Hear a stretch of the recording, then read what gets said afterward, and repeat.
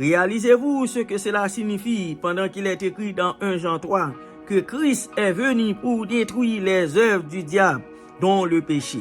Plus loin au verset 9, il est dit que l'enfant de Dieu a reçu une sémence et ne peut pas vivre dans le péché. C'est ainsi qu'on peut le différencier de l'enfant du diable. Quand nous prions, mes frères et sœurs, nous demandons à Dieu de nous pardonner nos péchés. Mais cela ne nous intéresse pas de savoir quel péché nous avons commis. N'est-ce pas se moquer de Dieu que de savoir qu'on ne doit pas mentir, mais on le fait et on attend la fin de la journée pour implorer son pardon.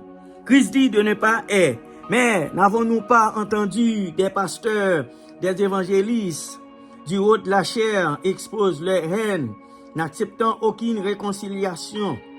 Ne sommes-nous pas comme des vierges folles? Peut-être après avoir entendu ce message, certains d'entre nous diront « je vais pardonner ». Mais quand ils découvriront qu'ils ont bu, mais qu'ils ont encore soif, ils viendront boire encore. Par contre, celui qui boit de l'eau que Jésus donne n'aura jamais soif. Aussi longtemps que vous n'avez pas rencontré Jésus pour faire de vous une nouvelle créature, mes frères et sœurs, vous aurez beau chercher à prendre des décisions de laisser le péché, vous n'y arrivez pas. Savez-vous que ceux qui vont au ciel ne sont pas ceux qui adorent Dieu seulement, mais ceux qui font aussi la volonté de Dieu? Matthieu 7, 21, dans ce texte, Jésus dit au verset 22, « Au dernier jour, on dira, nous avons prophétisé en ton nom, nous avons guéri des malades en ton nom. » Après cette déclaration de Jésus-Christ, nous devons comprendre que même si nous possédons des dons spirituels, cela ne signifie pas que nous sommes sauvés. Plusieurs diront, nous avons chassé des démons en ton nom, nous avons guéri des malades en ton nom, nous avons fait des miracles en ton nom. Je leur dirai, dit Jésus, je ne vous ai jamais connu. Comment expliquer cela, mes frères et sœurs?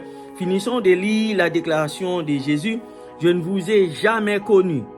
Retirez-vous de moi, vous qui commettez l'iniquité. En même temps qu'ils font toutes sortes de miracles, ils continuent à faire ce que Jésus leur interdit. Vous ne faites aucun cas de la sentence de Dieu. Quand vous avez derrière vous un soldat armé d'un bâton, quand vous avez qui peut vous mettre en prison, vous êtes plus disposé à obéir. Mais quand c'est Dieu qui vous parle, vous lui faites comprendre sans vous gêner que vous ne pouvez ne pas pécher. N'avons-nous pas des difficultés à tenir compte de la déclaration de Jésus? Nous n'avons aucun respect pour Dieu. Nous ne croyons même pas en lui. Car quand il dit qu'il va nous punir,